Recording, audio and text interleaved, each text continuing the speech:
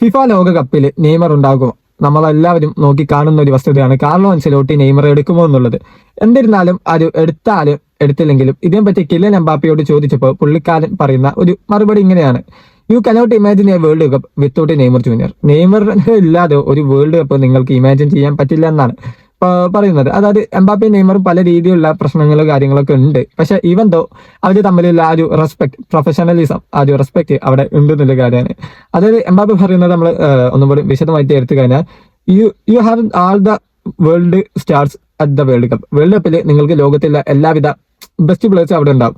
I cannot imagine a world cup without Neymar ചെയ്യാം. Neymar junior ഇല്ലാതെ ഒരു world cup എനിക്ക് ഇമാജിൻ ചെയ്യാൻ പറ്റുന്നില്ല. I am not saying this against my ex coach Carlo Ancelotti, but I hope for നെയ്.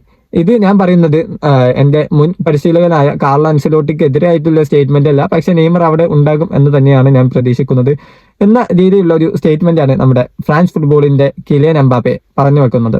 ഏതായാലും Carlo Ancelotti ഇനി Neymar ജൂനിയറെ വിളിക്കുന്നില്ല കാര്യത്തിൽ നമ്മളെല്ലാവരും കണ്ടറിയേണ്ടതാണ്. ഏതായാലും ഇതിനെ പറ്റിയുള്ള നിങ്ങളുടെ അഭിപ്രായം താഴെ കമന്റ് ബോക്സിൽ രേഖപ്പെടുത്തുക.